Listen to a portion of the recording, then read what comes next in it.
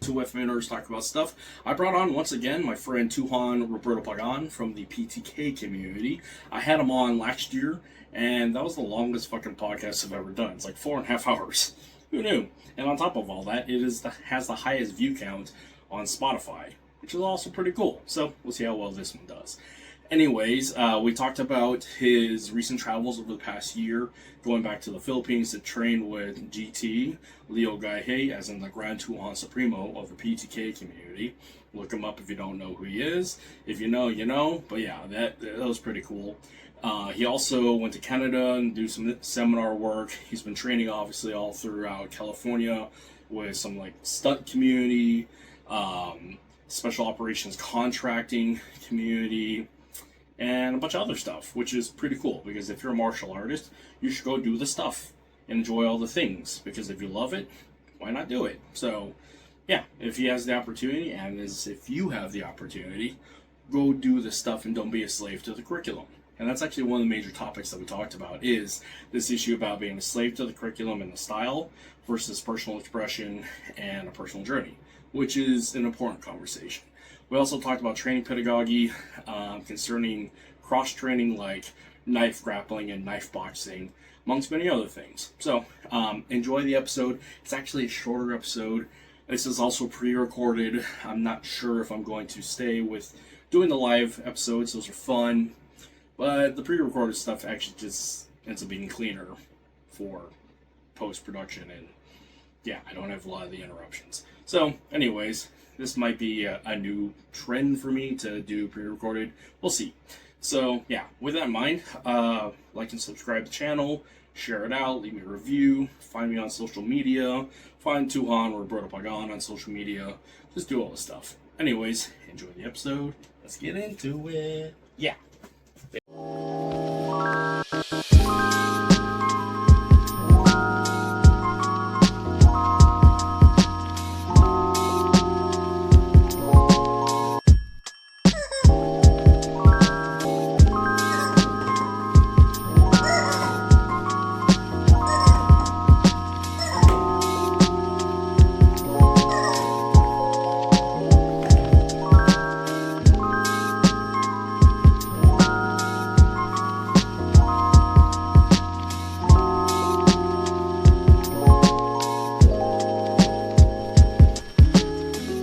What's up, brother? How you been doing? What's up, man? Good.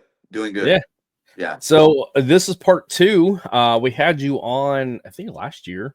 And to date, thus far, it has been the longest podcast I have done on this show.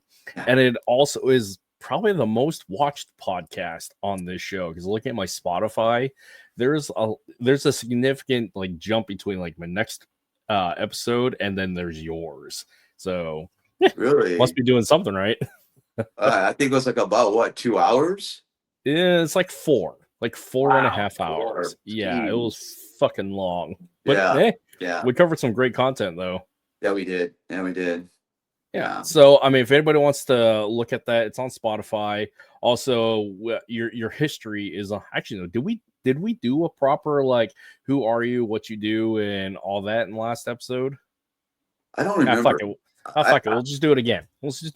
So, Sure. Tuhon Roberto Pagan, can you tell us a story of who you are? Because I don't know if anybody's going to watch the 4-hour podcast. Clearly they are, but let's do it again. Like, who are you, what you do, and yeah let's go from there.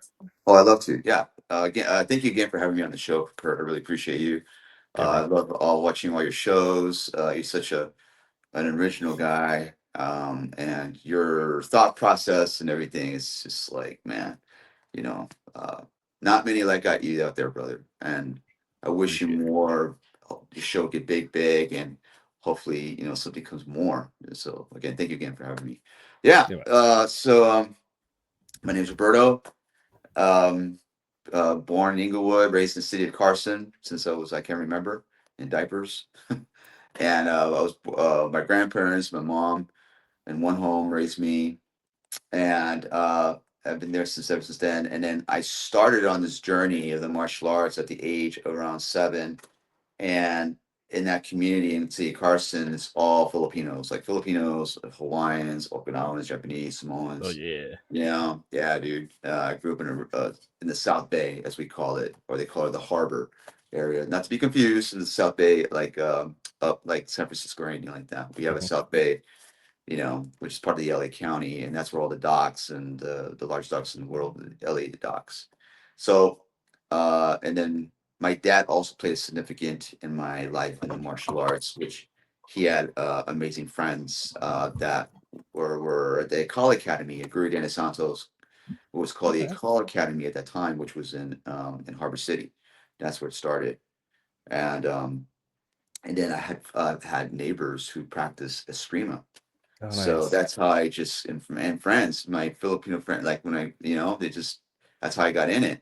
And then my dad, and then I learned from these Manongs, and then from my father, it takes me to this the academy of Guru Santo, and I remember like seeing these amazing dudes. They're just like with their sticks, and I see guys in the boxing ring sparring, getting knocked out, and I mean, the place was really magical when you think about it. I mean, there's just like Yeah. wooden dummies everywhere. I mean, totally, it was like, I'm not trying to be sexy, but it was definitely like, it was a man's gym. You know what I'm Yeah. saying? And Yeah. dudes would go in there and they will laugh with a bloody nose and they would just have a great time. And my dad would be cool with them and everything. But then when they get to the training, they're phenomenal how they move. So that's how it all started. And then at that time, then the IAB came around, and that started the IAB Academy with Guru Castillo and Guru Dan at the time. And then Mhm. Guru Dan started the school up in Marina Del Rey. And then from since that day, man, I've just been like continuous nonstop. I also studied many disciplines as well, you know, but it was always mainly the Filipino martial arts at the JKD and the Silat in there.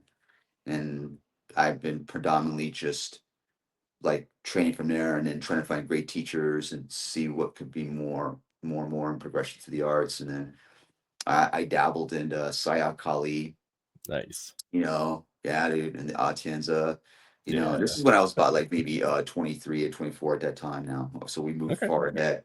And then I dabbled a little bit of Silat with Victor Dutoit. I remember did 1 month, but at that time, man, my mind was a little bit immature, especially if you're going to go something like Sayak or Atienza, you got to be like, it's definitely maturity level for that, because there's some schools like martial arts schools that you don't really need maturity level. It's fun, right? Have a good time. And there's some like, this is serious, So I couldn't wrap my mind out. So I did a little bit of that and then joined the military later in life and uh, went in '08 and 2008. I went through airborne school and I went through what you call RIP. I volunteered for RIP, which is called Ranger Indoc Processing.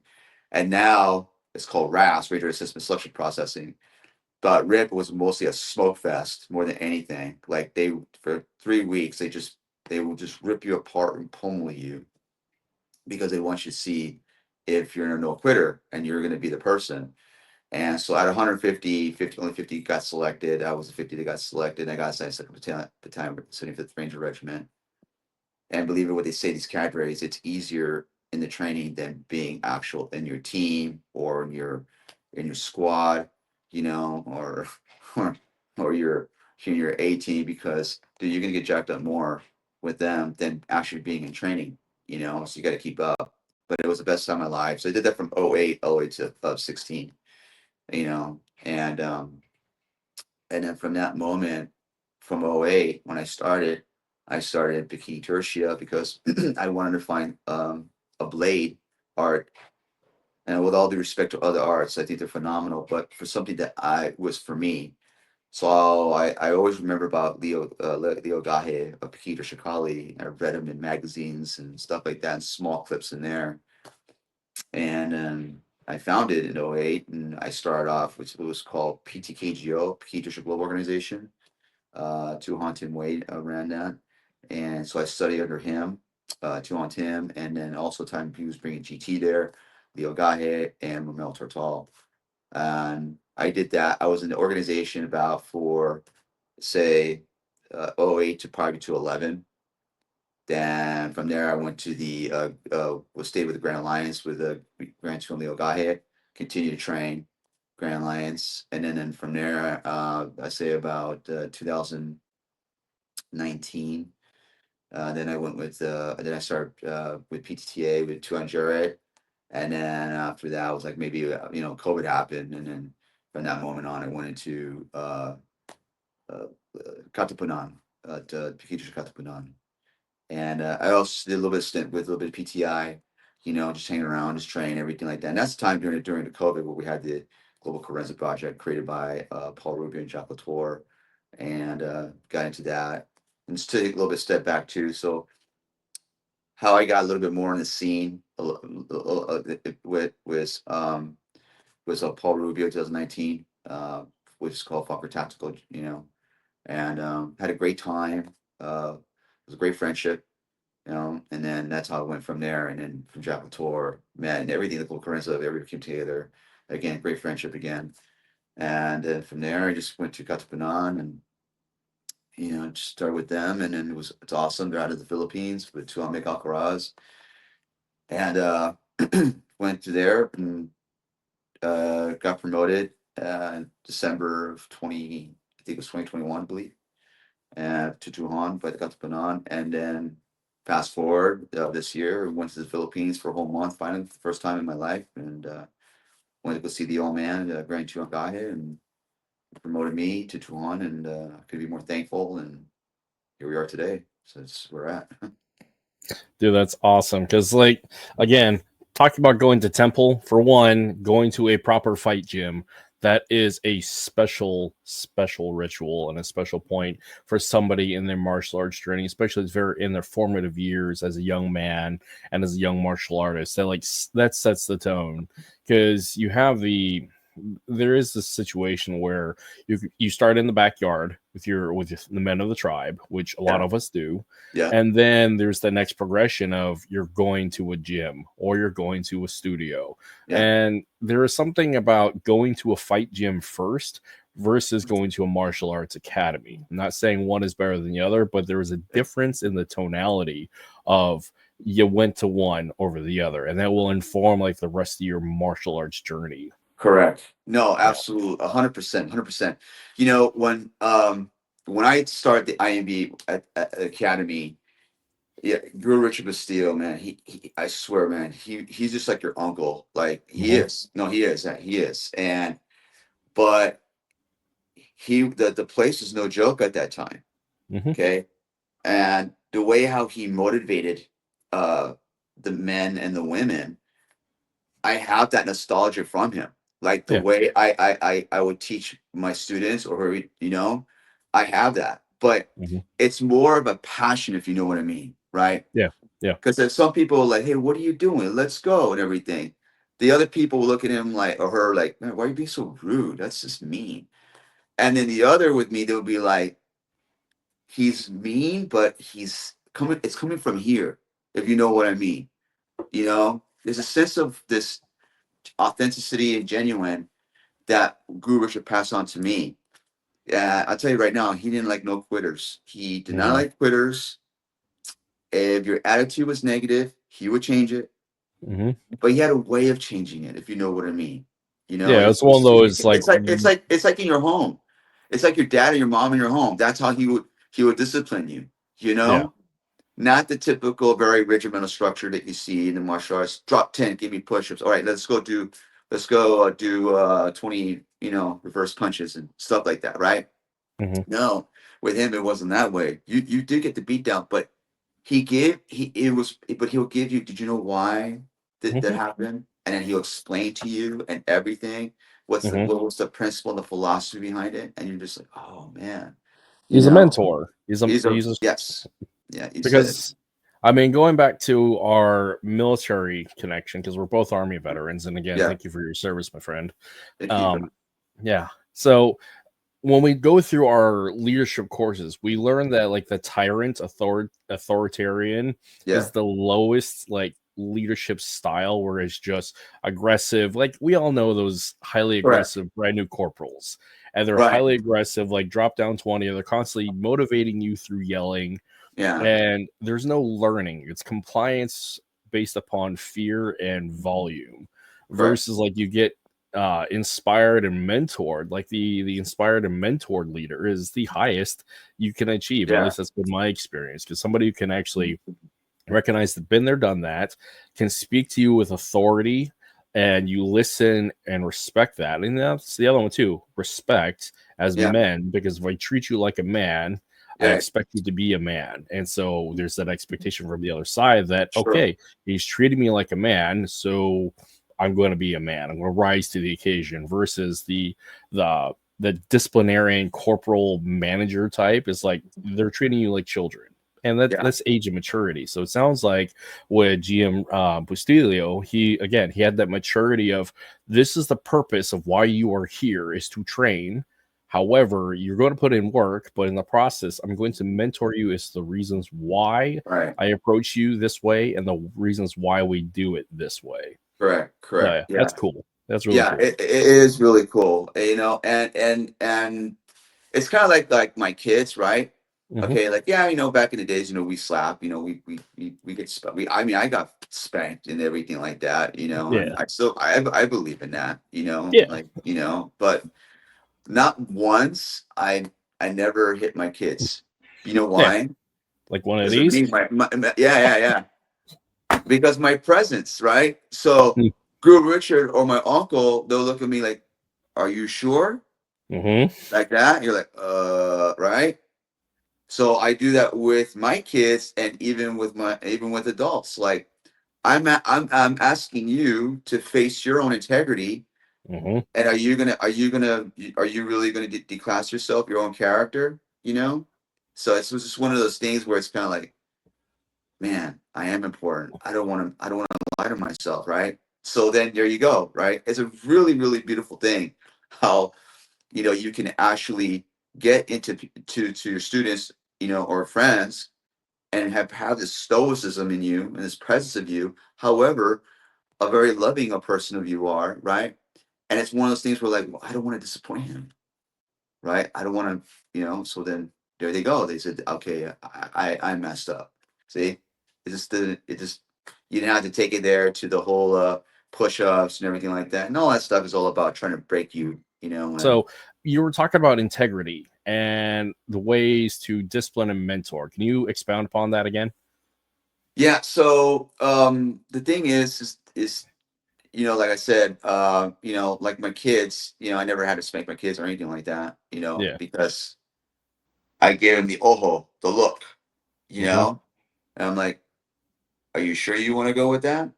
Are you, I'm letting you know, right? So, because I want them to understand themselves and them, I want them to protect their character more than anything. But by lying, it's not protecting their character, it's degrading your character, your integrity of that, right? So it's the same thing with how I would talk with students. But they don't catch me. They didn't realize I'm, you know, but because the reason why is because if they respect you, you know, and they don't want to disappoint you, they're going to tell you, they're going to confess to it and everything like that. Even though you don't have to do push-ups or anything and tell them to do this or do that. But when you have them make them do reps, like, all right, go 20 reps in the bag and go, blah, blah, blah. They're actually getting the discipline already. They're actually making them work. They don't realize they're getting dropped and doing 20 already or anything like that. Does that make sense?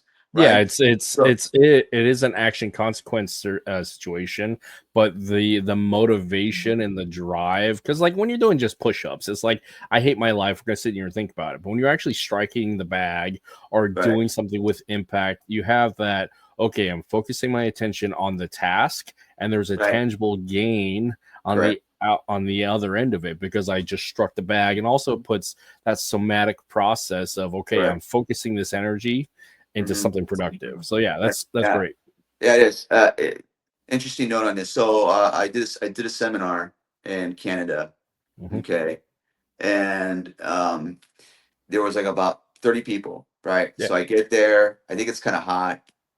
I think it was warm at that time.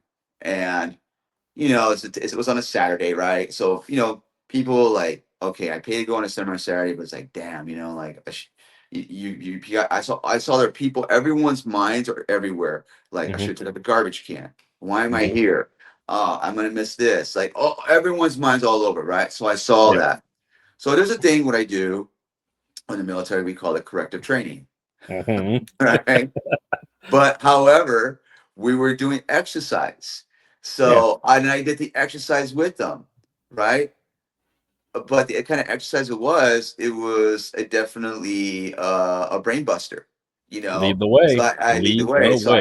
I had him in we did like 10 reps of push-ups, the pyramid, right? And then we do all the way down, all the way up, da da da da da da, and then back again doing push-ups, right? And then we're just like that. And then we flip it, front back go, which we learned about. We did flutter kicks, right? And then hold it 10 inches, 10 inches, right? And then 1, 2, 3, 1, 2, 3, right? And then we start doing squats, all this. By the time we did maybe 20 minutes or 30 minutes, everybody was, like, exhausted, legs hurt, they're all pain, right? I saw this dude's about to turn on the fan. I said, leave that fan off. Why are you turning it on? Why? Because you're tired? No. So then now everybody that were all thinking differently is gone. I said, now I have everybody here with me in this room because you're saying, you're all tired. My arms hurt. I am thirsty. Good. Now we can train because now we're all together. Now we're all in unison now. We're Focused now. focused. Yeah. Yes. So no one's thinking anything no more. Yeah. And then we got the motivation going and we start training. It was a blast. Yeah, I used a similar model, especially when I was coaching teenagers for boxing Muay Thai, because I mean, teenagers, it's like herding horny, dumb cats. It's basically what it is. Yeah. So try to focus them out of their chaotic brain holes. It's like, we're going to smoke you first and draw focus there. Yeah. And so the workout is in the beginning, and then thereafter we're going to start drilling and actually putting in lessons and putting in reps. And that model works. It does work. And the number one thing of what we get out of this is most important is that now everyone is together as a team, not as an individual. So if your day sucks and you want to spit on somebody because you're having a bad attitude because and then the other person having their day suck and whatever, and the next people are not complying, people are not the team. So because of that, I break that in all that out, and I said there's only one individual, and that's me, because I'm going to lead you guys into to where you want to get to today. But you're all together now. Yeah, that energy is infectious because, like, if you have shitty energy, that's going to spread out to everybody else. So, as a leader, so an instructor, you are leading the class. You are the subject matter expert in that time and space. You have to match and lead that energy and be the exemplar of the technique and the discipline at the time. And so that sets the tone and focuses people. And just the same, like when you're drilling with your partners, because both of you have to be present and both of you have to do your job because you're both training and you're both getting out of it, something out of it. So it's whether if you're a feeder or receiver, pad holder and kicker or whatever. Correct. But both of you have to be there present to do the damn thing. So you both learn from it. And on top of all that, you are negligent if you're not there, and that's a safety risk. So let's tap on that, the negligent part. I'm a firm believer on that, right? Like you go in the range, we don't have an actual discharge, and it's the same thing with Filipino martial arts, right? I know it's fun and everything, but like, you're coming in with sticks. You got a knife. I've seen it. You come with a knife, and they're doing also. Boop! They poke their freaking eye. I've seen busted lip, even in the most smallest drill form. That knife, it's even worse. Like you're getting dang in the tooth and all, and next thing you know, when ego comes in, and next thing ignorance comes in, someone's going to get hurt. Someone is going to get hurt, and it's no joke. When you're practicing Filipino martial arts, your mind has to be clear because you're dealing with weapons. You have a stick in your hand, but people don't think like some are like, oh, it's just a stick. Nothing's gonna happen. Oh no, I've seen it. You gotta respect most of you're gonna lose an eye. I've seen people lose an eye. Yeah, because of just negligence because they're having a bad day. So and I feel bad so much. Yeah. Go ahead. You got to respect the tool. You got to respect the curriculum. You got to respect your situation in the space. You got to hold that reverence and respect, and also you got to respect yourself and your partner, because, like you said, it's negligence and leads to safety issues. Yeah. So this leads into this interesting issue about pedagogy and this about learning processes and modalities. Yeah. You have one side of the fence that highly gamifies things, and then you have the other side, which is the strict disciplinarian of here's the structured task, here's the drill. Follow this drill with this focus and intent. But where in between do you believe that you can gamify and play and get in that flow state, and not be so rigid between just like we're going to play and fuck around and potentiality of getting hurt, or be really strict and disciplined, but we're just in the patterns and in the drills? Where do you think at what point do you think you hit in between? Or do you hit in between, do you think? That's a really good question. First, I think first and foremost for me, I'm a really big on foundation. Yep. Okay. Because even with a lot of FMAs or other people, practitioners, right, they will come into a seminar from different styles of different. And if you noticed, it's not like I said this in one of the videos, like for Philippine martial arts, it's not easy. No. It's not easy. Okay. For starters, is because it's a feeder receiver, and if you don't have a partner, then it's not going to work unless you're really, really, really that good. Yeah. You know, and it's an energy based system. Call it what you want. It's an energy based system.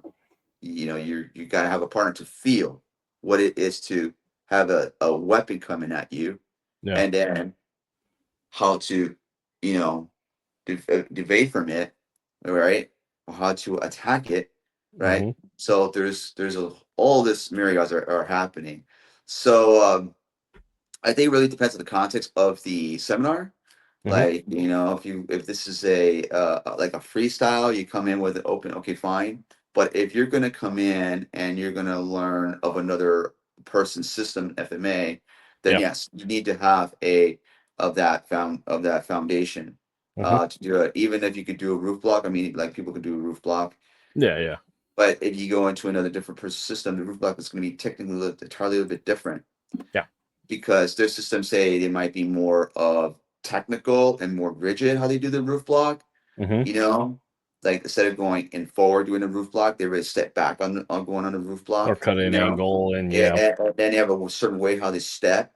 You know, so if you really think about it, if you're going with another person, and this person's from that system, that teacher teaching, and this person's from different, and you see this other person just comes in and he says, "Well, I could do a roof block."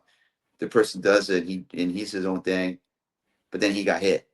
Yeah. You know, so I don't believe there is there is a play between, but that play is more of the advance of it, because every great marksman dude out there who has their own CQB style, you know, in shooting, believe it or not, when they go to another house that teaches it, it goes right back to fundamentals and everything like that, you know.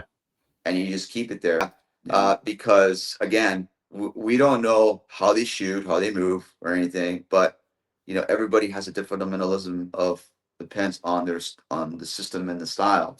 So to going back, I believe in get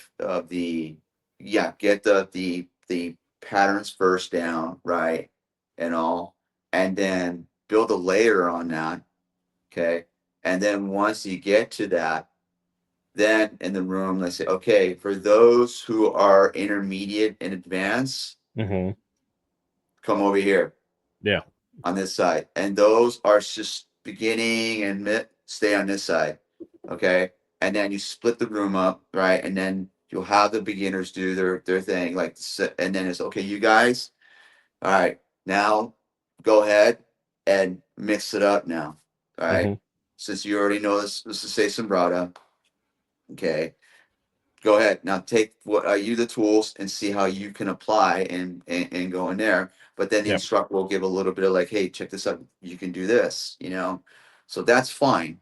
But having mixing of advanced intermediate with beginners, and then having these intermediate students trying to teach these beginners and trying to go into that one level, I would not allow that.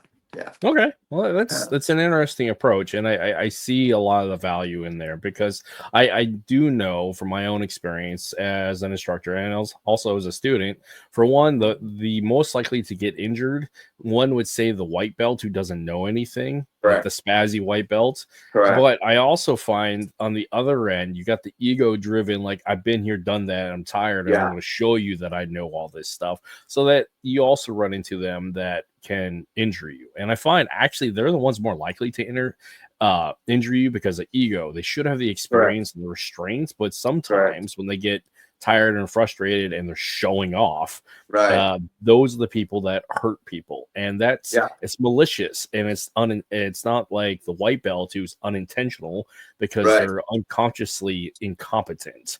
So yeah, that's not just mostly just incompetent, but more the fact that it's a beginner's mind, right? Yeah. So they see the teacher, they're going to listen to the teacher, right?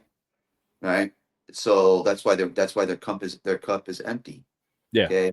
But you got the guys and the ladies over there, their cup is not empty, right? And then what happens is, there's definitely a superiority because you'll get different FMA students from different styles of FMA. Yeah. And then when they come to the specific seminar, which this person is actually teaching his thing, right? And then next thing you know, it becomes to the whole this like superior hierarchy. Like, well, my teacher style is going to be than yours, and then they try to show, and then it has something to do about the art anymore. It has nothing to do. It has all that's all out the door. Everything is all about he or her or them. It's all about their, like suffice for their own and for their grandmaster above, which I think is ridiculous because then you're representing the house, dude. You're representing your institution, your organization, association. You don't want to do that, and you got to be humble and you have to have social humility, and you can do that. But it's really hard. It's very hard to split that to have that but yeah, it can be very malicious. Yeah, because like the other part about the issue about flow state or just the comments on it, if you've been training with a particular partner for many years, you can get to this point where you hit a flow state of like how they move, how their energy goes. You can predict and read their patterns, so you can get into this predictable play. But the other part you have to pay attention to is like, what is the intention and what's the intensity? Because when you default to play because you're just playing, it's fun, but you also run the risk of what are we actually doing here? Are we actually training or are we just fucking around? So right. Absolutely. Yeah. There is, interesting to say about the same partners. I know a school, I'm not going to say, but they train with the same partner. The black belts train with the same partner all the freaking time. And next thing you know, teacher asks them, okay, they show. But when they try to go with another different person, different style black belt, and same thing, they can't do it. Yeah. They just can't, they just don't have flow. And that's the mastery, is that you as an advanced student or black belt, if you come from an Eskrima, right, background or an East background, right, two things you're going to see, or the Kali background, three things you're going to see that you're going to see at all is you're going to see a close quarter drill, right? Yep. And they will call it differently. However, the patterns are the same. Yeah. They're the same, right? Yeah. But because they'll their body positions will be different, right? Their inside deflection or outside deflection will be different because it has to have it has to have a like a certain movement that it is to the system, right? Yeah. Because systems don't want to look like the same, right? This is a very typical thing. Yeah. Marketing the style. Yeah. Yeah, marketing the style, right? But however, if that is the same platform, then you as the advanced, you should flow with anybody. You should go into and flow with anyone, with any and the same energy.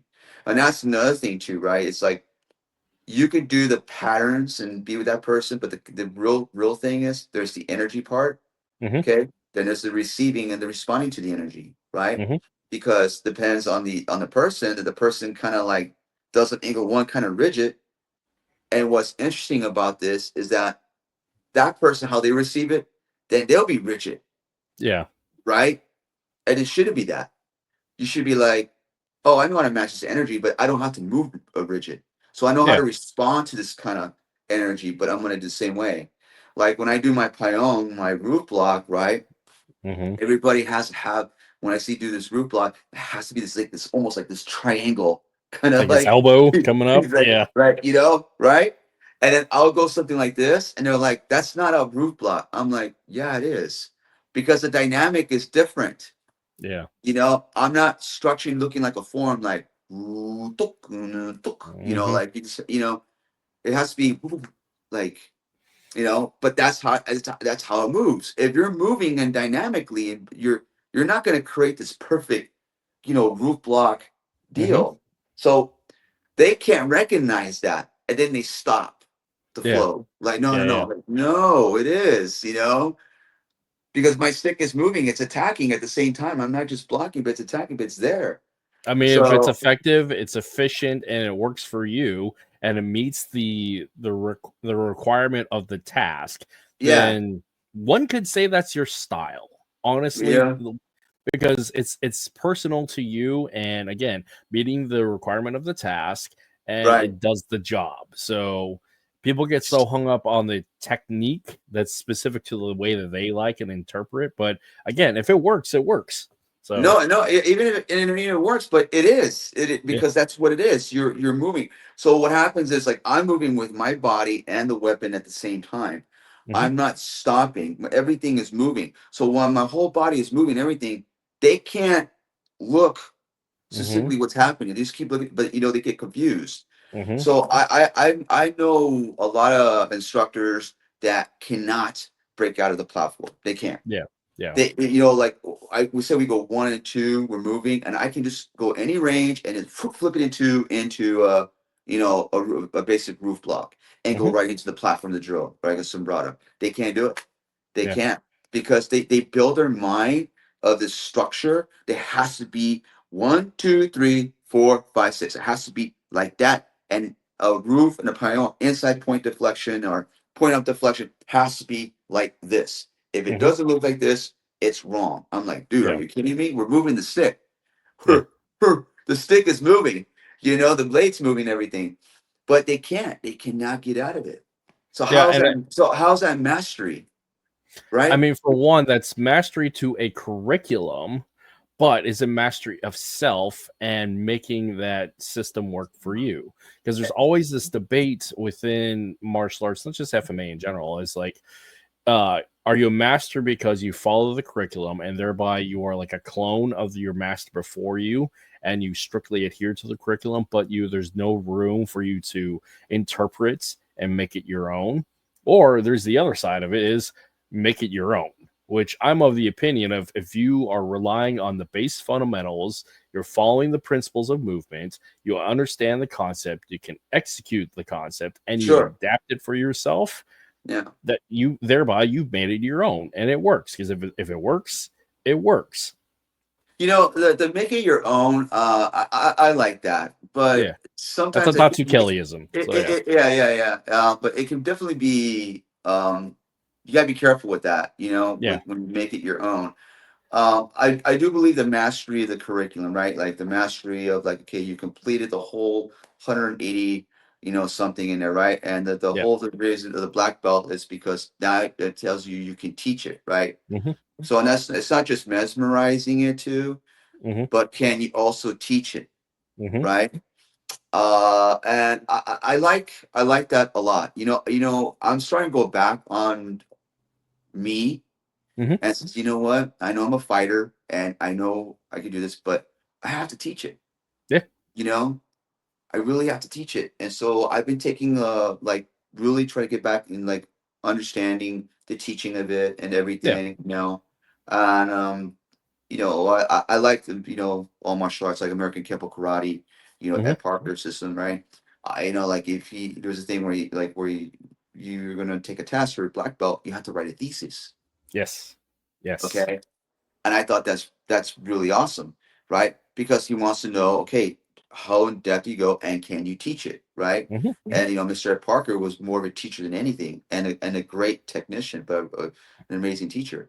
And I have to say this to give to Pekiti International, PTI, right? Tuhon McGrath, and he's got great senior instructors under him, right?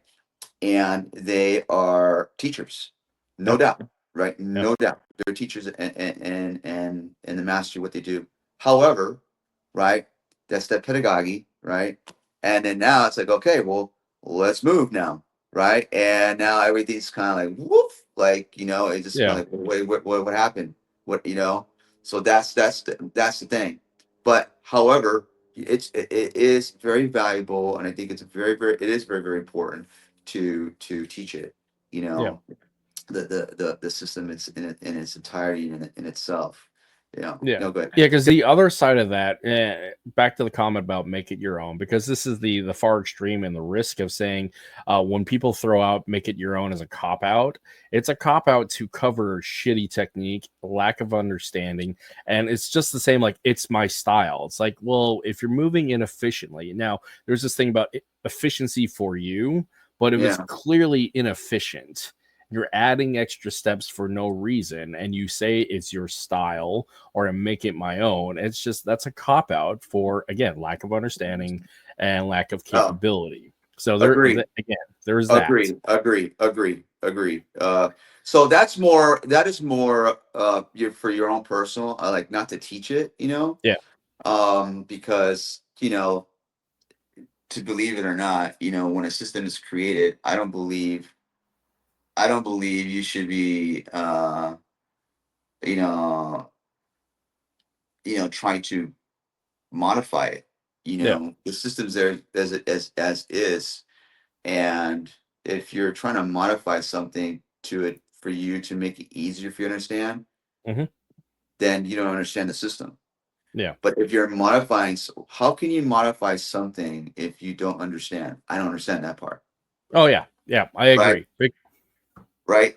Because you might do the movement and you still don't understand it. And so, I'm going to modify it. I'm going to become this. I'm like, are you sure? Like, do you have an instructor there with you to see that, or you just, like, hey, you know what? I'm just going to do what the hell I want, take my ego. And because I have a little bit of, background on me, I'm just going to modify this because that don't look right. Now, again, that don't look right. Or that don't feel right. Right? The look and the feel. No, well, it's because you don't understand it. Why is doing it? Because it's the thing before you can go ahead. Sorry. So you should go through and master the fun of what it is. Then for you, personally for you, then you can take away all the stuff that you don't want for you and put it for yourself. Because your opinion of what it is might not agree with others of your opinion of what modified is, right? To teaching that. So if you just keep that for you, and that's what I do, like I master it, right? And I keep it for me. But I'm a stickler when it comes to fundamentals, because your fundamentals, say it again, I know it's a cop out, but fundamentals is your events. It truly is. Right? But because of that, I do believe, because when people are so quick already to modify, that means they have a lack of patience, a lack of understanding, okay, a lack of discipline, a lack of integrity, right? That means it's not the system, dude. It's you. You got a lot to work on you. So yeah. Well, it's in. There's a couple of things in there. So one with I'm going to say modifying a technique. For one, you have to understand what the technique and the concept and the principle is particular to that technique. You have to be able to understand it and articulate it. before you can modify it. Because like in case, I'll use my approach to like a roundhouse kick, right? I can throw roundhouse kicks. I can explain them because of Taekwondo, Karate, Muay Thai, all those things. I have the body of work. But I also modify how I throw it because I have a leg injury, a permanent injury that has forced me to adjust how I move. Just in the same like my movement in the ring because of a long-standing injury that I have had to adapt myself to work with. I move a little differently than say people who don't have said leg injuries. Right. So, but I can articulate the reasons why and the reasons why it should be this way, but the reasons why I do it this way. So that is, again, I'm making it my own. It's my own style, but I can explain is the reasons why I do that thing. But I also, like I said, I can explain why it's supposed to be this way. So, and that is a common thing that I find when people make it their own style, and they don't understand, again, the fundamentals, because that leads to the other part about the process that we learn fundamentals, and then we go through this whole thing of athletic cool guy stuff, and because of age and athleticism, and then we, as older men, we come back to the fundamentals because we can no longer do the jumpy spinny nonsense and the cool guy stuff. So we come back to like good stances, good fundamental movements, efficiency, because one, we don't have the benefit of age and athleticism to carry us through some of those extremely athletic dynamic movements. We just go back to the sneaky old man stuff. We've hit that point of sneaky old men if we've reached that point. And this is where you're, like you said, you strip away the excess and the unnecessary. Because do we really need to do jumping 540 kicks, or would it be efficient just to stomp on somebody's toes?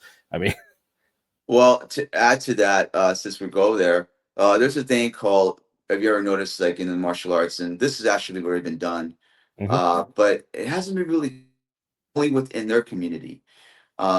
Tailoring, right? So tailoring is in conjunction with, it's like, okay, a woman is like 4'11", right?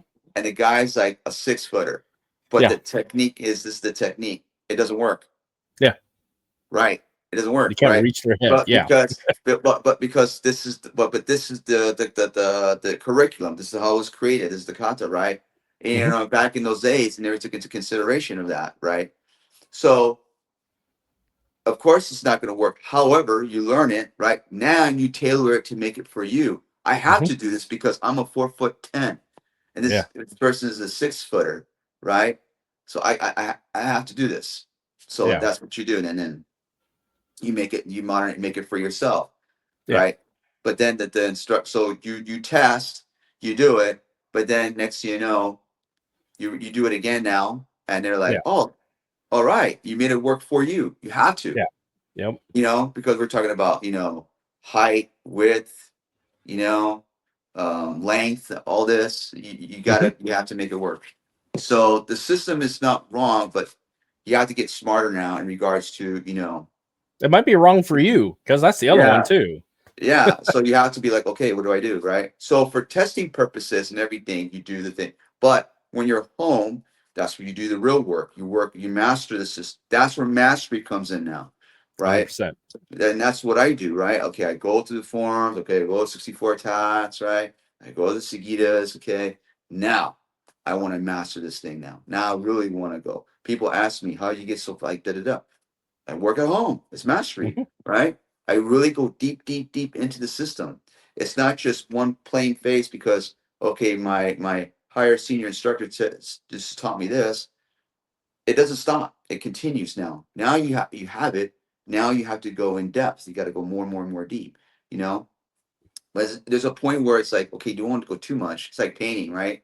You're painting. And then it's like, it's perfect. No, it needs more. And all of a sudden now you just made it look like it made it worse. Like, what the fuck happened to the painting now?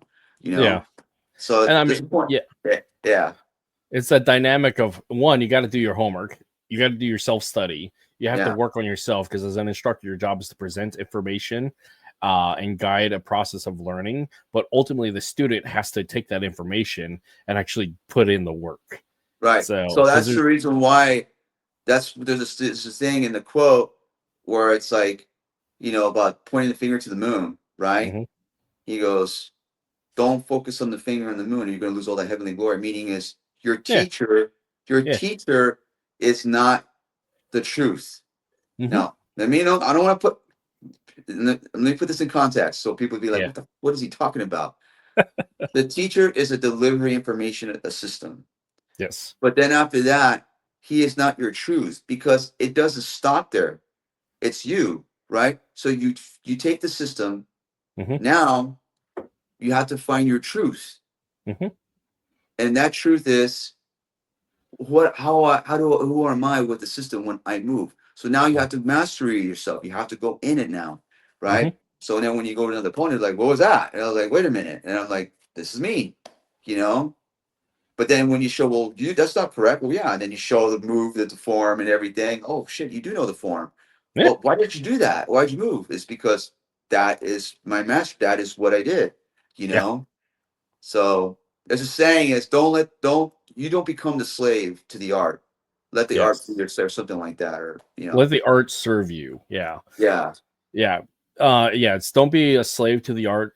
Let the art serve you, but you have to put in your work. So it's something to that effect. Now, like the other one too about teachers and students, there's this common misconception that if a student looks poor, like they're not very good, that's the fault of the teacher. The answer is, well, kind of, but reality is the teacher, once again, they present information, they help guide a process of learning, but it's requisite of the student to put in their own fucking work and actually do their part.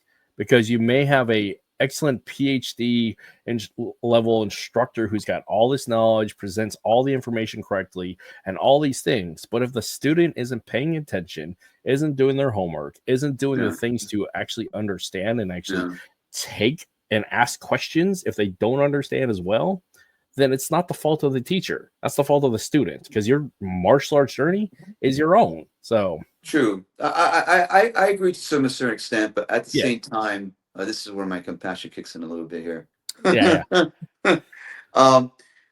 Students comes in to martial arts schools for, I think, for three purposes: health, right? Learn self-defense, and also community, right? Being a guide, right? So with that, in that community, they look up to their teacher as a force of guidance, right? And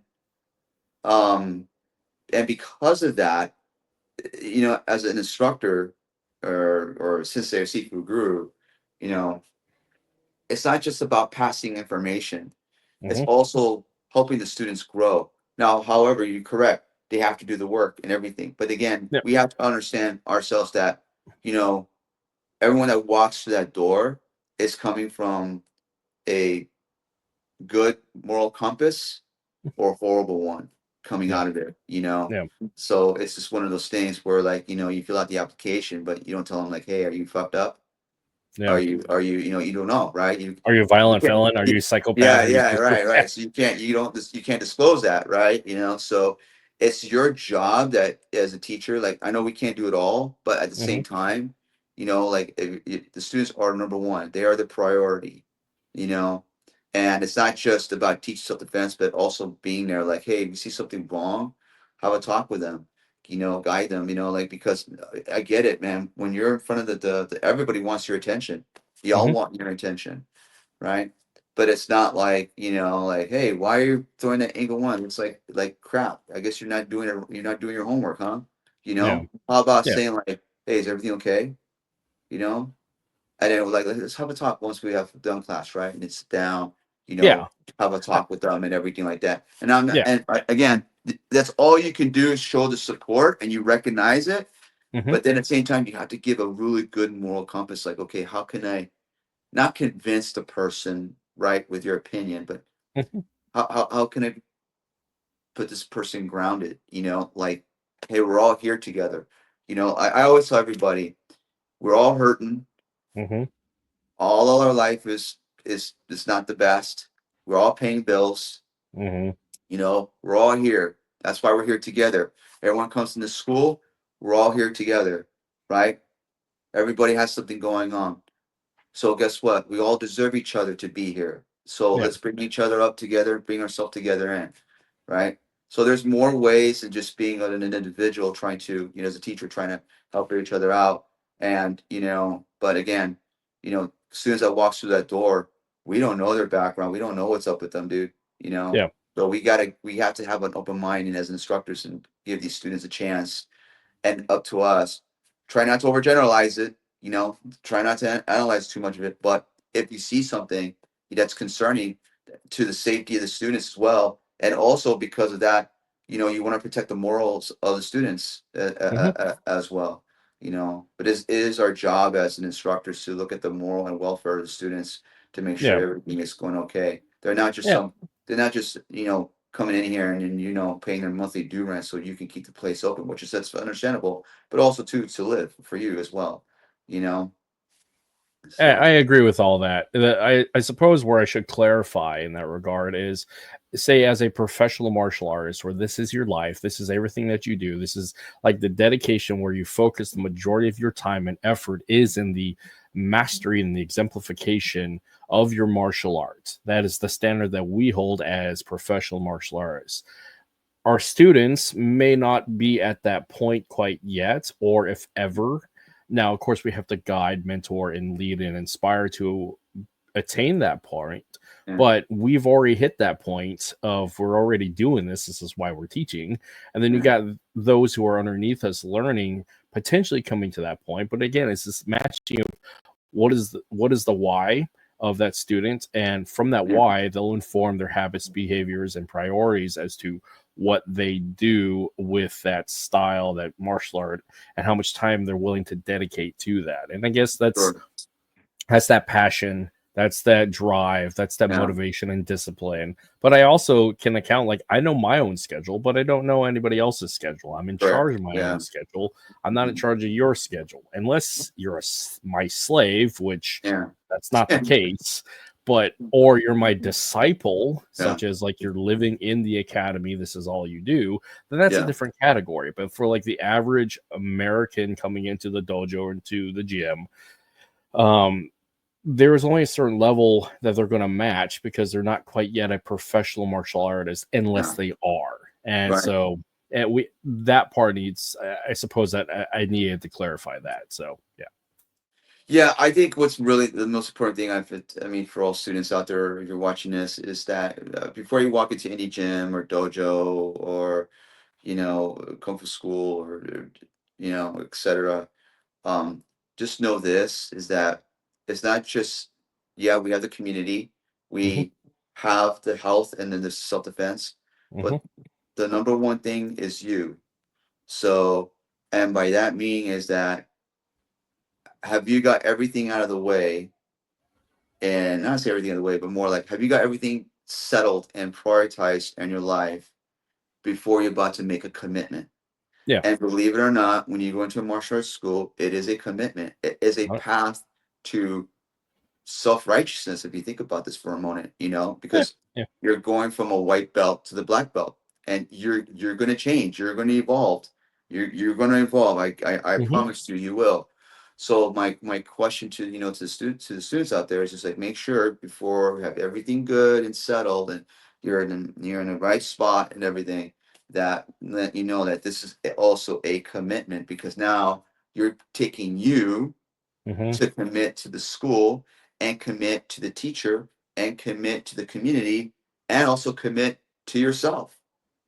But also it's a beautiful thing because you owe yourself that kind of commitment to go train and be with a whole new bunch of friends and and teachers. So just FYI out there, just make sure you got everything settled. Don't just go drastic. Don't be desperate. Don't be drastic. Don't be impulsive. Think clearly first, before you make that decision, because it's not just some membership, it is a commitment. Yep.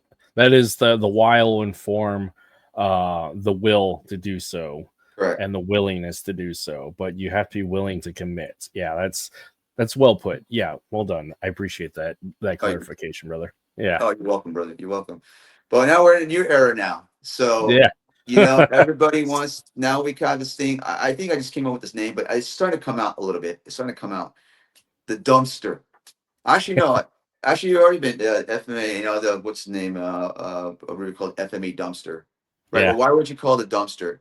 Well, I think the dumpster now is more of because of a lot of now martial artists of this new era wants to be entertained. Yes. It is, right? So now, instead of going to the whole, like, train your mind, body, and spirit, and going from the white to the black, Mm-hmm. People don't want that anymore. They'll say, like, why do I need to do that when I could just go to the gym? I want something where I could just get this out of the way and learn it and be entertained by this person, and I pay for what I get. You Yeah. know, it's a really interesting thing, right? It's like a big high now. Yeah, the collection of videos on whatever platform is not a direct attributor to your capability. Because I may have a vast library I like that. Yeah, I may have a vast library of books, but if I don't read the fucking books, what good are they? It's like it's a collection. Right. It's like I have a friend of mine who has a paid subscription to some of these knife people. Well, one particular knife guy or two knife guys, and he says, I hardly don't even get on the thing, dude. I just pay my monthly subscription. But isn't that insane, though, dude? If you really think about, see how I'm like, wait a minute, you just let the subscription there, and you'll just click on it once or twice of the nice stuff, but you don't practice it, right? No. But you just let it go, and you just pay your $40 a month on it. He's like, yeah. It's like, oh, that's that whole intentionality and discipline. Yeah, that's crazy. But you know what? You know what it is, though? And then when you really think about it, but here's the catch, right?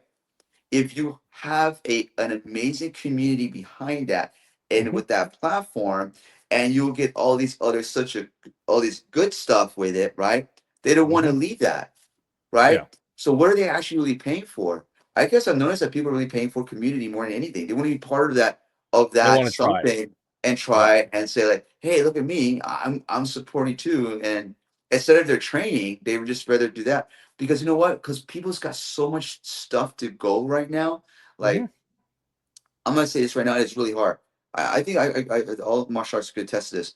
Those who've been training in the same discipline, like, for so long, and say they want to train in something else, it is hard. I'm not kidding. It's hard for me. It's hard for me, dude. Like, and I'm just like, damn, I just stick where I'm at, So it's that risk of vulnerability. That's and it's like do I really want to need to learn it? But I do want to learn it, But the question is like, okay, are you willing to commit to something else again? Right? Do you have the time for that now? Right? It's just one of those. It's a catchphrase. But now for people, because I guess everyone's so busy and there's a new era right now, and like everybody wants to be dumpster. They want to get fed now, right? So, and they like it. And the person could be a great entertainer for all I care, So it's the whole like everybody wants to eat at the buffet, but nobody wants to cook. That's where it's at today. Where it's at today. And you know what? The people that are doing this module, they know this. They actually know it. That's the formula. You guys are so want to eat a buffet, but I already know you're not going to train at it, right? Yeah. Because if you as a person saying to that, hey, don't worry about it. You know what? Just train on your own. Whenever you have the chance. But just keep paying. So like because that person's paying, they like this person, right? If this person's very popular, right? They want to be part in that community. Well, it's that awesome by association. Like, I support this individual, I support this system. Thereby, by virtue, I'm awesome because I'm participant in it by way of my funding. Yeah, that's such a weird dynamic. Yeah, it is. It is. I'm laughing about it because it's the truth. Yeah, it's really the truth. Like, you're literally not even training, dude, and you're just spending so you could show your support. I'm like, do you see how crazy that sounds? It's like, dude, if you're not training, you can't do it, then cut the subscription. Yeah. It's like, you know, but they don't. It's like, but hey, man, you know, it's their, you know, I get it. You know, you want to pay for your association and get in there and stay in it, and that makes you feel good. And hey, there's no problem with that. I mean, if you want there for tribe, cool. That's cool. So yeah, like going back about, it's hard if you've already been doing stuff for a long time to go learn a new thing, because it's the risk of vulnerability of actually looking like you're a failure, going through that whole process of just, this stuff is hard, I don't know what I'm doing, and I don't want to look foolish, like, because I know, and everybody knows, like, I am this guy, I have all this experience, but when I go do the thing that's new, I don't move like I'm supposed to, like I'm representative of my experience, my capability. And also there's that ego thing of like, you're in the new guy, even though you're like a highly professional martial artist with a lot of accreditation, but you show up to something completely new, and you got people in there that are senior to you, that you view that like they should be lesser than you, because look at me, I have black belts elsewhere, but now I'm a white belt in this. Like, there is that risk. And this is where I see a lot of senior people who are unwilling to go jump over stuff. Like, point in case, FMAers and jiu-jitsu. This is a hot button subject in the community, just like the past 6 months. But point being is, like, FMAers unwilling to go into jiu-jitsu and like shed away, because FMA is great for standing. FMA is great for obviously weapons, but there's a major deficiency when it comes to our grappling, and especially the ground. We specialize in edged weapons and sticks and knives and whatnot. Right. Jiu-jitsu focuses and specializes on throws and groundwork. So why not take the risk of, I don't know what I'm doing in jiu-jitsu, and go fucking train it, and vice versa. The same with jiu-jitsu people with FMA, because I see so many people from the jiu-jitsu community wanting to go train FMA and integrating edged weapon stuff into their grappling, and they're willing to grow. But on the other side, I don't understand why FMAers are some FMAers are unwilling to go to the other and actually ask jiu-jitsu and train jiu-jitsu so they can be more well-rounded in their skill set. So I think I have an answer for that. Okay. Because there's no need to. Okay. I mean, like, think about this for a moment. Why does an FMAer of 20 years wants to go to jiu-jitsu? For what? No. What I mean, what's his goal or her goal? Why do you need to go to a jiu-jitsu? I'm curious. I mean, and some would say to prove that. I mean, yeah, you help me out here, Curve. Like, why does FMAers of 20 years plus or 15 years plus want to go to jiu-jitsu, or people telling them that you're scared, you don't want to go to jiu-jitsu? Like, why? What's the purpose of that? I'm just curious. People telling that you're scared of going to jiu-jitsu, that's all antagonistic. That's clickbait. That's not actually a modality. That's not actually addressing the issue of, one, there is a deficiency depending on the curriculum and the style of FMA, which many of them have a deficiency when it comes to grappling and groundwork, but because they're comfortable within their lane. And so people will go underneath they'll use as a cop-out that FMA is so vast, it can do everything, so they don't need jiu-jitsu. When the fact is, like, it's the whole jack of all trades, master of none approach. And again, they use the cop-out that because I'm an FMAer, I don't need jiu-jitsu. But the fact is, there's a lot of people who do, because their curriculum, their style does not address grappling in the clinch, throws, dominance on the ground, positional dominance. So like, if they don't train that in their base system, like Pekiti-Tirsia, as I understand, has a lot of grappling in of itself at the higher levels, and there's a certain level like knee on belly control and dominance. Now obviously you're not rolling and grappling as like pure roll and grapple with, say, like typical jiu-jitsu, like sport jiu-jitsu, but there's enough to understand with the prioritization and tailoring the grappling particular to FMA, such as you got to have access to your tools and operate with the tools and make sure that that tool is secure for your usage and away from the opponent. Sure. So that tailors the grappling to that Sure. method, but that's already addressed that method actually does it. There's some other FMA methodologies that just does not grapple, period, and then they state they don't need it. So that it's that dynamic that I'm looking at. Okay. Well, if they say they don't need it, and if they're saying in the context the reason why I don't need it is because, one, if I have a knife on me, why the hell do I why do I need to go to the ground? That's one apple, right? Yeah. Because you have a knife on you, you don't go to the ground with your knife. No, but it happens. It happens. But it happens though. because if you get the knife there. The other one is, you know, FMA. It's not about boxing the person. You know, Yeah. it's about dislocating, breaking. That's why there's some things in there that are like there's a thing called like mixing FMA with boxing, which that again I just don't. Knife boxing. Yeah. Knife boxing, right? Well, I mean, yeah, but there's gonna be no knife boxing. You're gonna get in there and you're gonna I think for a lot of that, people are utilizing platforms and association to help express a concept for people who are coming to FMA from other things. So, like for people who say come from boxing, because like I was a boxer, is that there's a direct correlation of like, okay, the movement of a jab or a cross, you put a knife in it, that makes pretty good sense. Oh, I actually did a video like last year before, like if you take the knife and you think about you throw it and you have a knife.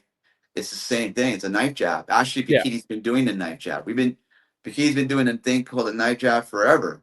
Right? But however, somebody new, there has been no correlation till later, right? Like, oh, it's boxing, knife boxing.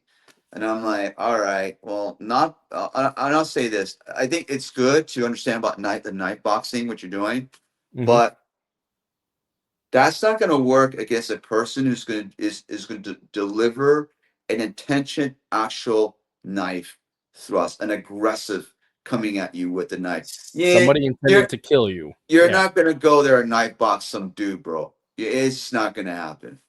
I'm sorry. No, I think it's great to build knife box. Sure, for correlate, understanding coordination and how to do the knife jab in there. But I want to say this right now, you're not gonna knife box some dude who's gonna try to take your life. That's just not gonna happen.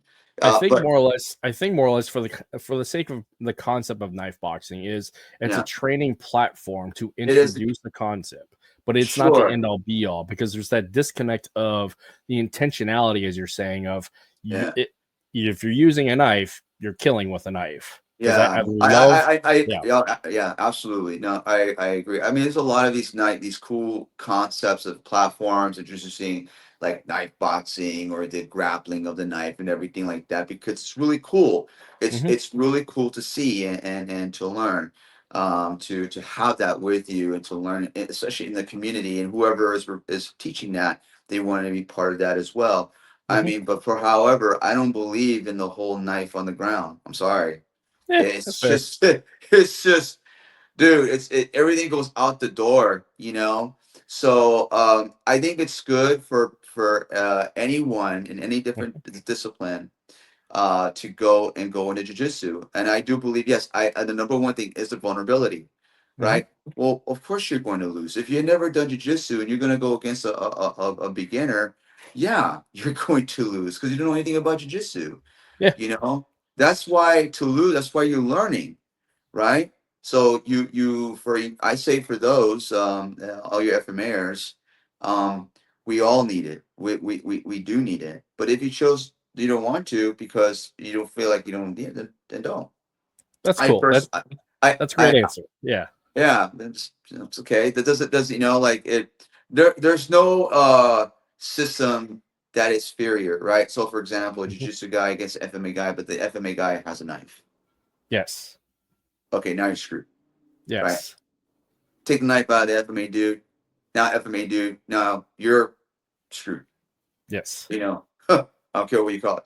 If you're an FMA person that never took boxing or Muay Thai and you went straight to FMA and you do all this like Gunung coming in and all this stuff like that, and you think that's going to, no, you lost. You literally lost. I said this to my in my in Canada, right? This whole pressure testing thing is just absurd. Okay, because pressure testing is also has to do with compliancy as well, and to me that's a failure. Okay. Because it's a compliancy, right? I said if you want to go pressure testing, and I think I said this before, like in my videos, like you go into boxing, like literally go into boxing, get in there, spar, get hit in the gut, get trapped in the corner. How are you gonna take the punches? How are you gonna move? Have you anybody ever tried to spar for 1 minute, like in the ring, dude? You got nothing. You have no gas in your punches anymore. Survive the pocket for just one round where you have no other option but be in the pocket against the ropes for one round, and that will inform so much to your deficiencies and your mental capability and your fear responses. I mean, that alone is so informative. Yeah, absolutely. 100, absolutely. Go to a Muay Thai guy. Learn how to get hit in the leg with those roundhouse kicks, and get kneed or get elbowed, right? How does that feel, right? The problem is with these FMAers and other people is that they are, one, they're scared of vulnerability. I'm going to say it right now. That's number one. Two, they want to be in their comfort. They don't want to get uncomfortable. They want to stay in their comfort, right? Because to be honest with you, then if you're in that mentality, then it's not the art that's inferior. You're the inferior. Yes, I agree. The person behind the weapon is the inferior. So if you don't want to get hit and you believing like, well, I learned the 12 angles of the slashes, right? And I learned the 12 angles of the stick. I'm superior. No one can touch me. You're done, dude. You'll never make it. It's that mentality right there tells me how insecure you are. Extremely insecure and scared and nervous and everything. I 100% agree. I 100% agree, brother. So you have to learn to be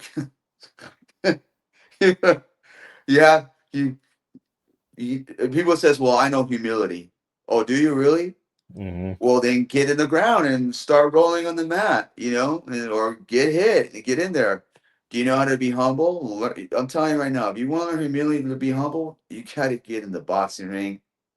You got to get on the ground or go Muay Thai. Those are the only things, because you're going to get hit. You're going to get hit. And then, or if you're on the ground, you're going to get a knee in your face by accident. You're going to get a shin across your face by accident because you're rolling around. Something's going to pop. Something's going to twist. It wasn't intentional or anything like that, but it's a place to really to understand and condition your mind and untrain all this facade in your head about like, I learned the 12 slashes and 12 angle strikes and thinking like, I'm the one. I'm not gonna be beaten. No, you're already beaten. Because like with a lot of FMAers, and I have been guilty of this in the past as a young practitioner in martial arts. We all have. But like there's this thing about like FMA looks really cool and it's really fun because you're dealing with swords, knives, and sticks. You're doing these cool flow partner drills, and it's dynamic, it's athletic, it's artistic, and like I said, it looks cool and it's fun. But that's not enough. You have to put in the hard work. You have to do the suffering. That's the reason, be complete. Right. And this is the reason why I like this platform thing, like try to put boxing, like night boxing, right, and everything. I mean, to me, in honest opinion, I think this is a cop out. Or they put like something jiu-jitsu in a night. That's like whatever. I mean, it's good to put a nice platform and everything like that, and to make great money. Like again, the dumpster kind of deal. It's like, oh, that's never been done before. Let me try that. But in all honesty, like back in the days when I was training with Guru Richard Bastille, we had phases, right? There's the Western boxing class. Then there's the Kali class. Then there's the jiu-jitsu class, right? So when people are in the boxing classes, we just boxed, right? Then once boxing class is done, then we go right into the Kali class, right? Then right after the Kali class is done, then there's jiu-jitsu. People want to stay for jiu-jitsu, stay or not. It's up to you, right? So in other words, that was the best because you had everything. You had all the ranges. You are more complete It martial was artist. already done, man, back in the 80s, bro. When Guru Richard Castillo, there was the phases. There was boxing class, there was Muay Thai class, Kali class, and grappling class. Because those are the ranges that you needed. I remember Guru Richard Castillo say to me, like, I want to learn trapping. He says, do you know how to box? I'm like, no, then never mind that bullshit and get in there and go box. Yeah. And again, that makes you a more complete martial artist. And this is the reason why, again, going back to the make it your own community, because if you have this ability to adapt and recognize, again, if you can play with anybody with an edged weapon, flowing through Sabayan, Sumbrada, lock and block, all these different typical drills that you see in FMA, it's because you have such a familiarity of it, having done and been exposed to it multiple times and put in the work.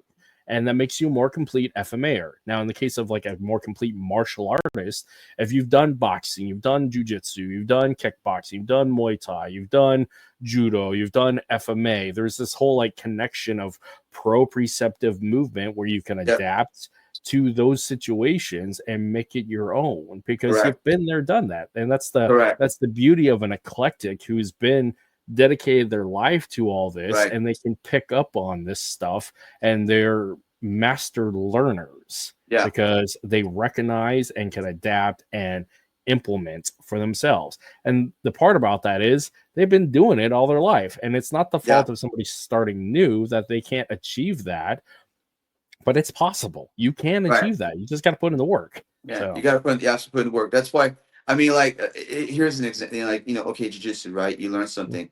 Like, you learn a technique, but you have to master technique. It's not going to work. It's repetition every freaking day. So if you have FMAers, I think you should go like, for example, right? Learn how to get out of a mount. If someone's on top of you, how do you get out of that? Right? Just learn that. Right? I mean, I'm just giving an example. You don't have to go through the whole darn system to become like, no, just learn what's the basic thing that you will see you in the streets. They're on top of you, right? So how do you get out of that? Learn that, and then put that into your an FMA. Like, this is very important because what's usually going to happen. The dude's going to be atop you, and you're going to start getting mold, right? I mean, it's the reality of warfare through the overall history of humankind. You have ranged weapons. You close the gap to weapons that are by extension at different ranges, and then at some point you lose those weapons, and then you go hands on, and you get thrown to the ground, and then you're in the mud, and you're having to survive that, and you may have the opportunity to pick up a rock, a knife, whatever, but it's always you start at range and you close the gap, and then you're in the mud. So people misunderstand that point of history and that reality. So I think people are just more concerned about the superiority of their hierarchy. They want to entertain their art and their teacher, and they're totally forgetting the whole understanding of combat. Like for me, I'm not a big jiu-jitsu guy, but like I want to learn catch-can wrestling. Yeah, that's fun. I love because I could see a lot of relations with the Filipino martial with catch-can wrestling in there, or or shuto wrestling, wrestling, right? Like Yuri Nakamura, look at all his stuff, right? All these locks and everything like that. Not so much about like there's choking and everything, right? Yeah. But like I love the stuff in shuto wrestling. I love the stuff in catch-can wrestling because I can do that. I like that. I think there's so much beneficial. Or Russian Sambo, like dude, like that stuff right there. I mean, like right away, if you know how to do a hip toss and you can get the dude in a hip toss and dude goes on cement floor, bro, that dude's knocked out. Yeah, he's done. Like he's knocked out. You can't win against the planet. No. I mean, I remember the videos back in the 80s, or just seeing them, is like Ron Balicki, for example. Ron Balicki is, he's Diana Santos' wife. He's GM Dan Santos' student, but he also was a shoot fighter. He understood, and you can see that. But as an FMAer, he bridged. So absolutely. See, I mean, there you go, man. There you go. You just hit it right on the nail, right? We don't see that anymore. You don't see it anymore. And people want to get siloed because they're comfortable. Yeah, they just don't want to get out. They don't want to be like, I mean, dude, I mean, learn to lose. Yeah. Learn to lose. Yeah. Like literally learn to lose. And I'm not gonna say what that means, but if you know what I mean. Yeah. I guarantee you be a more or a better of a complete person and a better person, you know, because I'm gonna be honest with you, of my last years since I've been out of the forces, I didn't learn to lose. Yeah. No, I had a lot of work on myself, man. A lot. You know? That reintegration to civilian life and getting out of that structure and making your own. Yeah, I can empathize and appreciate that. And also just take the accountability, man, because people wants to blame on, like I don't want to get tangent over here, but this is also very important as a martial artist. Mm-hmm. People want to blame on things when it's not these anomalies. It's you. It's you as a person. So, if you're seeing things that that you're doing wrongs with your actions, even though they're unintentional, but then stop what you're doing and literally go work on yourself before you start hurting others. Like you got to be self-aware and get out of that ego state. Yeah, dude, you gotta be self-aware and just like literally like work on yourself more than anything.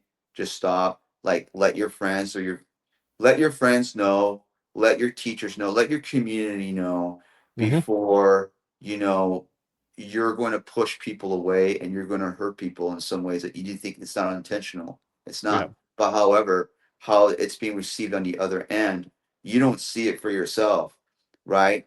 So you really got to understand, for you women and men, if you're having a rough time and the way how you're approaching things and directions you're taking in the martial arts, whatever that goal is, I know they say do it the right way, right? And I didn't know what the hell that means, because there's a way of doing it, and the normal society has to be like this, right? And I, for one, I just like, nah. I just like, I know. But however, because of that, it hurt people, because that is, it's like, I have to support their way they feel of, because of how it should be. And I totally understand what they're saying that. But before you be like, well, F that, I'm gonna go do that and everything, and all that. I would just strongly suggest for you all, just take a look back, relax, and say to yourself, like, hey, do you think that's the right way to, to go with that kind of attitude? I mean, there's a motivation like hell yeah and everything like that, but at the same time, you really gotta also have to be a little bit transparent be transparent and be open dialogue and everything like that with your community, with your friends and teachers and those who have been there that has been there for you. Don't go out on a whims, man. Like literally, if you feel like you're being self-sabotage and it's not complying, just take a break, dudes. And just, it's because it's you. There's something's going on with you, and you gotta self-reflect that. Stop from training. Just tell your people like, hey, yo, I need to take a break from y'all, man. Like I feel like I'm screwing shit up and I'm hurting people here, and I just want to, and if you could do that, you could say that and save your community and your friends, because there's a saying in the Transformers 1, because some transformations are permanent. Yeah. Or not, but all right, and we're back. So you made a really good point there about taking breaks, because again, taking breaks to reset oneself so we can come forward after taking that break and awareness of ourselves to move forward and be better. Because again, in the totality of our life, to grow is to experience, and some of those experiences we need to experience alone so we can share those experiences later as a better part of self. We want to be the best part. We want to be the best version of ourselves for whomever and whatever, because we are a different person every day, and we are different people to different people. So, with all that, what's interesting is in dealing with this issue of people who are afraid to do stuff, they're afraid of being vulnerable, is you need, and also to eliminate the ego. we need systematic, intentional struggle. One would say suffering, but you need struggle in your life so you have a goal to achieve. You put in the work, and it keeps you humble, and also keeps you busy. Because if you're too stuck in your own ego, in your own mind, in a negative space, you're not progressing. You're stationary. You're stagnant. You're not growing. So you got to keep throwing rocks in the pond and keep moving forward. Again, movement is life in medicine. So and there's a lot of outside forces that are coming into your, not just in your martial arts, but you have family issues, and there's girlfriend boyfriend relationship issues, right?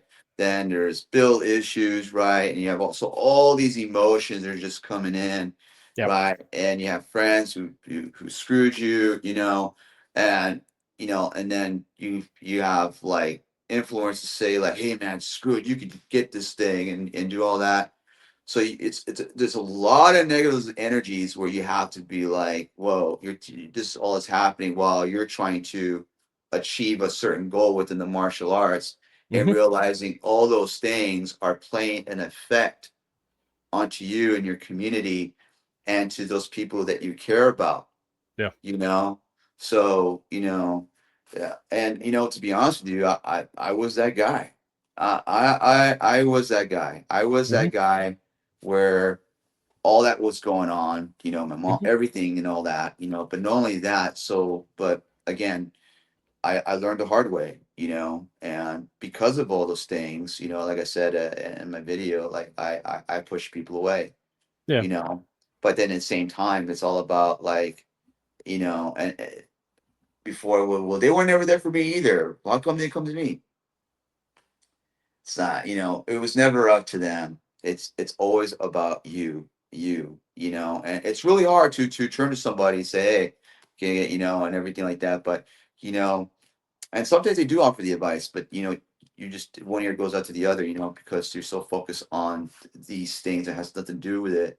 So, like, just advice for any men and women out there, just like take a breath, and just, like, and work on yourself, have self-reflection, if you can't prioritize yourself and you're taking all these things and you're just going to go in there reckless, man. I'm just saying this right now. And the way you're going about it, you may think it's right.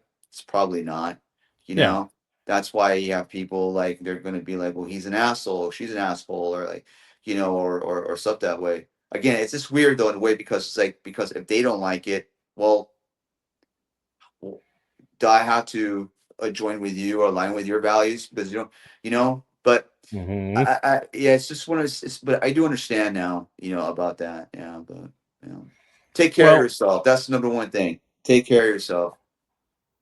Yeah, absolutely. Because it's the whole thing of brutal accountability and responsibility. Because ultimately, at the end, like I said, at the end of all things, you are the sum and totality of your experiences.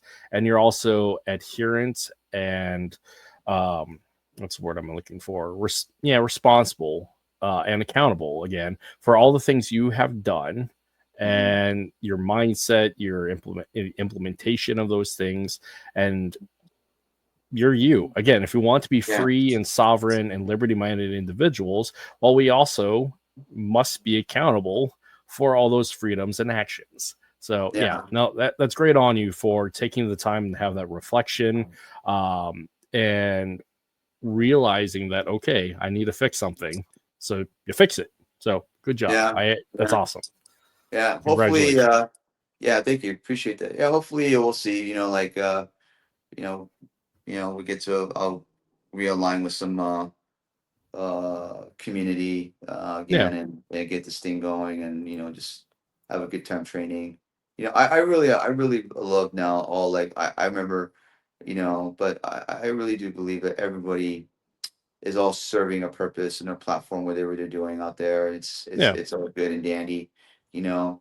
I remember, like, hey, it's all about the training and it's all bull, but reality is people change, and if this is what they're about and what they want to do, and then that's it. Yeah.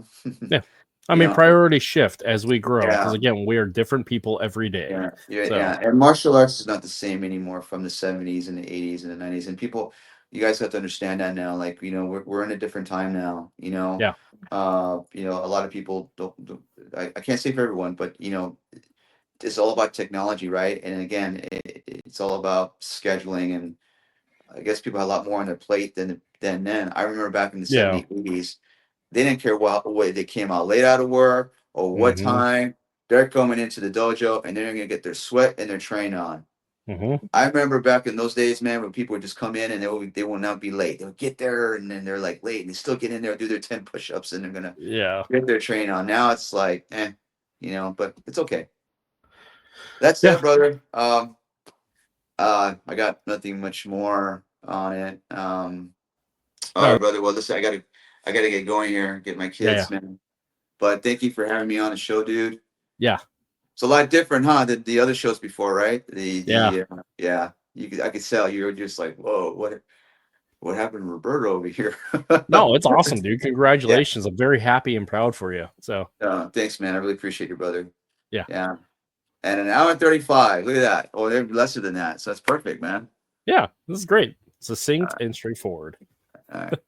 Well, have a good rest of your afternoon. Thanks, brother. Yeah, I'll talk soon, brother. Talk soon, brother. All right. Word. All right, everybody. That was short. All right, everybody. So that was pretty straightforward. That was one of my shorter episodes. And like I said, I don't know if this is going to be a regular trend of doing the pre-recorded ones, but we'll see how it goes. But anyways, thanks everybody for being here. Make sure to hit all the buttons and like, subscribe, and all those things. Definitely check out Tuhon Roberto Pagan's Instagram. I'll put it in the show notes. But yeah, he's got great stuff out there. Very knowledgeable, and he's a good friend. So yeah, I'm happy to celebrate in their success and their growth, and just grateful for the time that they're willing to spend with me. So awesome. Not sure what's coming up next, but we'll see. Look for flyers. But in the meantime, again, remember that movement is life, and happy training. I'll see everybody else. Have a wonderful rest of your day wherever you're at. Later.